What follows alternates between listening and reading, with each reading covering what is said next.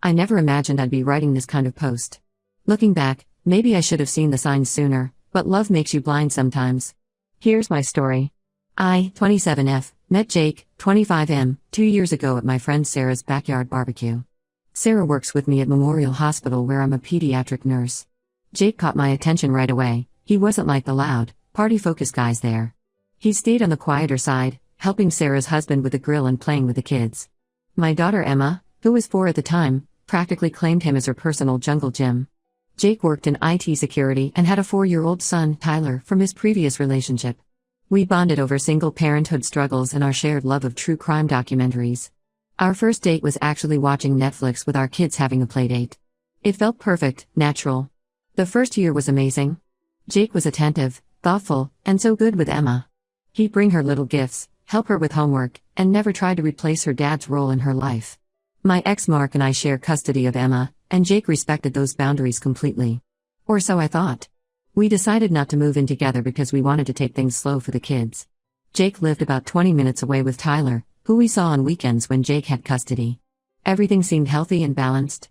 Working as a nurse means long shifts, night rotations, and unpredictable schedules. To decompress, I started going out with my co-workers once or twice a month. Nothing wild, usually dinner at Applebee's, maybe some karaoke at O'Malley's, the local pub. Jake was always invited but usually declined, saying he needed to be up early or had Tyler that night. The first red flag appeared about 6 months ago. I was out with Sarah and some other nurses after a particularly rough shift. One of our newer nurses, Lisa, had too much to drink. Being the senior nurse, I felt responsible for getting her home safely. By the time I dropped her off and got home, it was 2 a.m. instead of my usual midnight. Jake was sitting in his car outside my house. He'd been there for hours, calling and texting nonstop. When I walked up, he erupted. He accused me of cheating, said he knew I was with some doctor, called me a liar when I tried explaining about Lisa. I showed him the text from Lisa thanking me for the ride home, but he said I probably had a friend send fake messages. After that night, Jake's behavior changed drastically. If I was at work, he'd text constantly asking which doctors were on duty. He started surprising me with lunch visits to the pediatric ward, supposedly to be romantic, but really to check who I was working with. He'd question the male nurses and even some of the parents of my patients. During my nights out, he'd demand photos every 30 minutes to prove where I was. If I didn't respond quickly enough, he'd start calling everyone he knew who might know my whereabouts.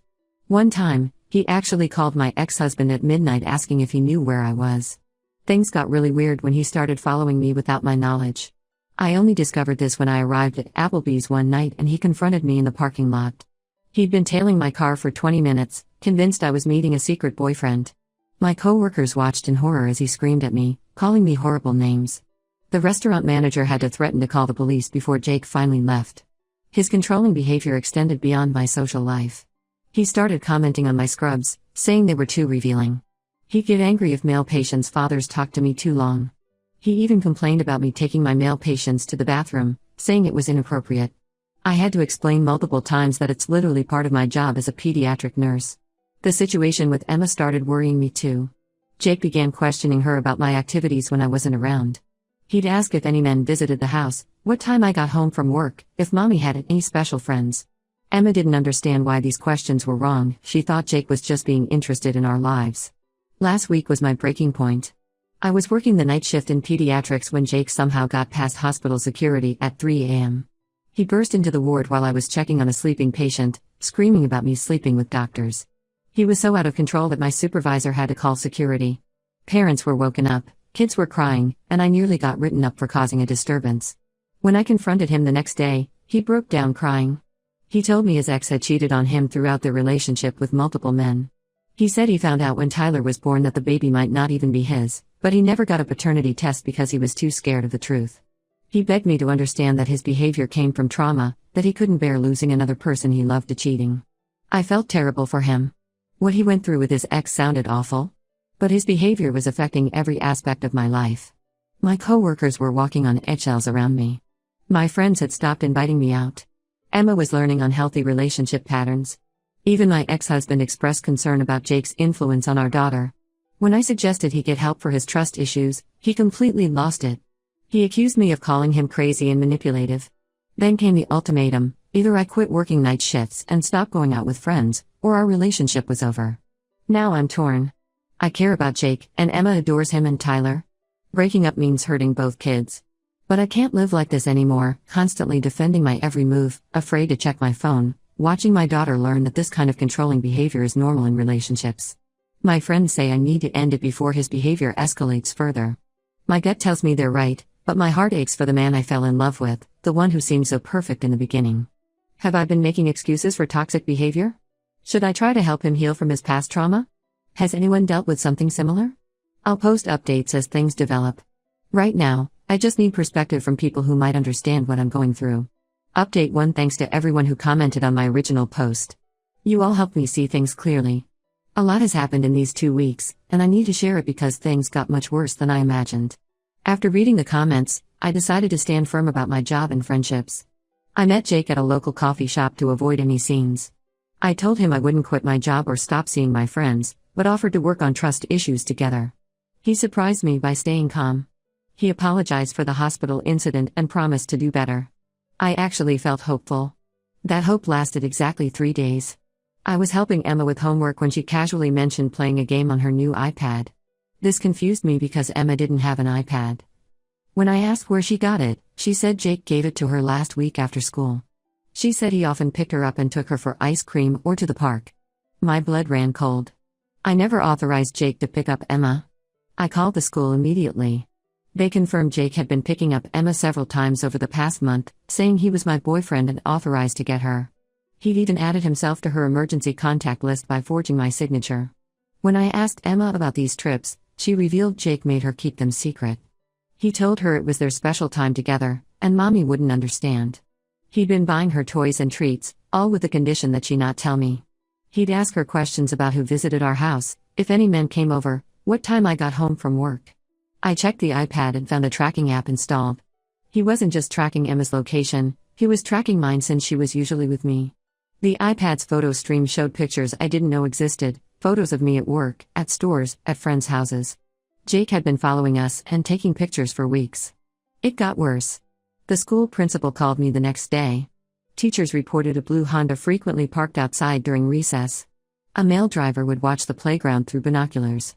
They'd noted the license plate, it was Jake's car. He'd been stalking my 6-year-old daughter at school. I immediately blocked Jake on everything and sent him a text saying we were done. Within hours, emails started flooding in from different addresses. Notes appeared on my car. He'd show up at my house at 3 a.m., just sitting in his car watching my windows. I had to explain to Emma why Jake and Tyler couldn't be in our lives anymore. She cried for hours. Then came the call that changed everything. A woman named Rachel called me, identifying herself as Jake's ex, Tyler's mom. She found my number in Jake's phone while he was sleeping. She wasn't calling to cause trouble, she wanted to warn me. The story Jake told about her cheating was completely false. She left him because of his obsessive controlling behavior and stalking. The paternity question was a lie too. They did get a test, Tyler was definitely his son. But Jake kept using this story to manipulate new girlfriends, playing the victim of a cheating ex. Rachel told me horrifying stories. Jake had installed hidden cameras throughout their house. He put tracking devices in her car and phone. He hired private investigators to follow her to work and track her shopping trips. His obsession got so bad he lost his IT security job because he spent more time monitoring her than working. The final straw for Rachel came when she discovered Jake had been manipulating Tyler, then 3, into spying on her. He'd ask Tyler about Mommy's friends, if any men visited, what time she got home. Just like he did with Emma. Rachel got a restraining order, which Jake violated multiple times. She had to move 3 times to escape him. I spent the next few days in a panic. I documented everything and filed for a restraining order. I called Emma's school and removed Jake from all contact lists, showing them photos so security would know to keep him away. I changed our locks, installed security cameras, and informed my apartment complex about the situation. Yesterday, my ex-husband Mark called me. Jake had contacted him with evidence that I was an unfit mother. He sent Mark doctored photos suggesting I brought men home while Emma was there, fake texts about me drinking heavily, and made up stories about me leaving Emma alone at night. He urged Mark to file for full custody. Thankfully, Mark and I have maintained a good co-parenting relationship. He saw through Jake's manipulation immediately and forwarded me all the messages.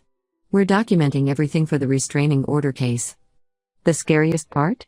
Rachel wasn't Jake's first victim. She knew of at least 2 other women before her who experienced the same pattern. Jake would date single moms, charm them and their kids, then slowly isolate them through manipulation and fear. When they tried to leave, he'd threaten their custody of their children. Emma's in therapy now. The therapist says she's confused and hurt, especially about Tyler. She doesn't understand why she can't see her friend anymore. She's also struggling with guilt about keeping Jake's secrets, even though we've explained that none of this is her fault. I feel like such an idiot for not seeing the signs earlier. Everyone who commented about red flags was right. I'm sharing this update because I want other single parents to know that someone using your kids to spy on you is never okay. Trust your instincts. Don't ignore the red flags like I did. I'll update again if anything major happens. Right now, I'm focused on protecting Emma and getting that restraining order. The police are finally taking this seriously after seeing the evidence and hearing from his other victims. Update 2: The situation has gotten worse in ways I never imagined possible. What I discovered in the past few weeks has left me questioning everything about the past 2 years. Remember how I mentioned Jake contacted my daughter's father? That was just the tip of the iceberg. The police investigation revealed Jake had been building an extensive case against me for months. He had folders on his laptop filled with photos of me at work, screenshots of my social media, and detailed logs of my daily activities. He'd edited some photos to make it look like I was getting too close to male co-workers or drinking at work. Sarah, my closest friend at work, finally broke down and told me everything last week. Jake had created a group chat with most of my co-workers months ago. He posed as a concerned boyfriend worried about my drinking problem and inappropriate behavior with male staff and patients' fathers. He sent them edited screenshots of texts where I supposedly admitted to sleeping with doctors. He even created fake email addresses pretending to be concerned patients' parents complaining about my behavior. The hospital incident from my previous post? That wasn't a spontaneous outburst. Jake had been planning it for weeks. He befriended Mike, one of our security guards, telling him he was planning to propose to me during my night shift. He showed Mike a ring and everything, said he wanted to make it special since I loved my job so much. Mike, thinking he was helping with a romantic surprise, let Jake in that night. Mike lost his job because of this. He came to apologize to me yesterday, showing me all the messages where Jake manipulated him. Things at work got really bad.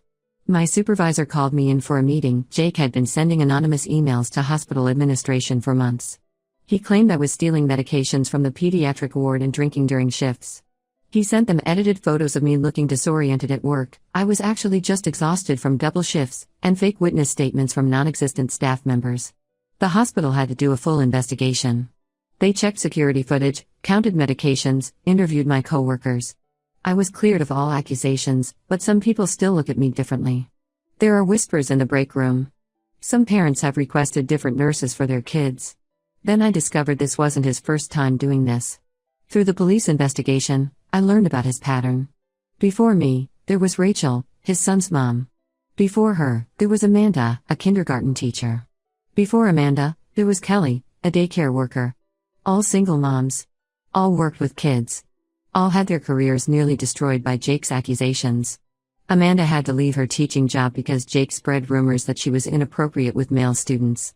Kelly's daycare shut down after Jake sent anonymous tips to state inspectors about alleged negligence.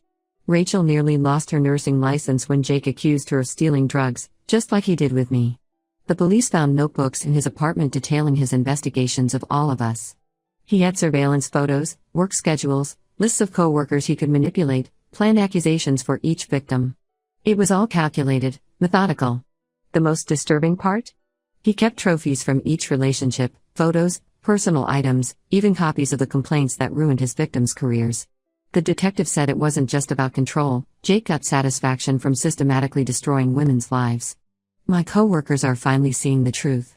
The hospital administration found evidence that Jake had hacked into our email system, probably using his IT skills. He'd been intercepting and editing messages between staff members for months, creating conflicts and suspicion. I'm pressing criminal charges. The police are taking it seriously now that they've connected him to multiple victims. They're building a case for stalking, harassment, cybercrimes, and falsifying evidence. The hardest part is facing my coworkers. Some have apologized for believing Jake's lies. Others still seem unsure, like maybe some of his accusations were true. My reputation, which I spent years building, has been damaged. Even with proof of Jake's manipulation, you can't completely erase people's doubts. I'll post a final update soon. The police say they found even more evidence, and other victims are coming forward. I just hope sharing my story helps someone else recognize these patterns before it's too late. Final update: after months of living in fear, there's finally some resolution, though not the kind anyone expected. The truth about Jake turned out to be far worse than any of us imagined. Jake was arrested last week, but not because of my case. The police investigation uncovered a pattern of stalking multiple women simultaneously. While he was dating me, he had ongoing relationships with 3 other single mothers in nearby cities. Each of us thought we were in an exclusive relationship. Each of us went through the same nightmare: the fake cheating ex story, using our kids to spy, the isolation tactics, the workplace harassment. During the raid on his apartment, police found dozens of notebooks documenting our daily routines. He had detailed schedules of our work shifts, our kids' school times, even when we did laundry or went grocery shopping. They found folders of manipulated photos, stolen work badges from various hospitals and schools, and recordings of phone conversations he'd secretly taped. The most disturbing discovery was in my house. Remember all those times Jake offered to help with home repairs? He installed hidden cameras throughout my home, in the living room, kitchen, even my bedroom. The police found 7 cameras total. The thought of him watching me and Emma for months makes me physically sick. I had to throw out my bedroom furniture because I couldn't stop thinking about being watched. The truth about Tyler broke my heart. Jake's ex revealed that he hasn't actually seen his son in over a year. All those weekend visits he claimed to have? Lies. The photos he showed us of him and Tyler at the park or playing baseball? Old pictures from when Tyler was younger. He used his son's existence to appear more trustworthy to single moms.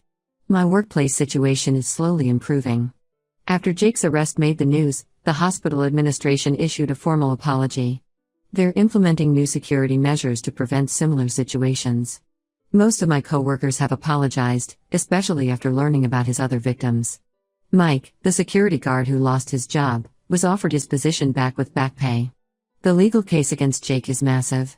He's facing multiple charges of stalking, harassment, illegal surveillance, cybercrime, and fraud.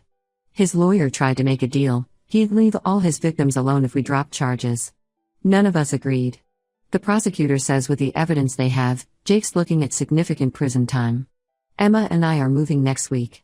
I can't stay in a house where we were secretly watched. She's still in counseling, learning about appropriate boundaries and trust. Sometimes she asks about Tyler, and it breaks my heart to explain that their friendship was built on Jake's lies. The other victims and I have formed a support group. There's something healing about connecting with women who understand exactly what you went through. One of them, a psychologist, said Jake shows classic signs of being a predatory narcissist who specifically targets single mothers because we're more vulnerable and our kids give him extra leverage for control. I've learned hard lessons about trust and red flags. When someone uses your kids to spy on you, when they try to isolate you from friends and family, when they show up uninvited to your workplace, these aren't signs of love or concern. They're signs of dangerous obsession. For now, I'm focusing on healing. No dating for at least a year. Emma and I are rebuilding our life, making new memories in our new home. My friends have been amazing, helping with the move and making sure we're never alone if we don't want to be. Some wounds take time to heal. Right now, that's exactly what Emma and I are giving ourselves: time. Time to feel safe again, time to trust again, time to remember who we were before Jake came into our lives. This will be my last update. Thank you all for your support throughout this nightmare. If my story helps even one person recognize these warning signs sooner, then sharing it was worth it.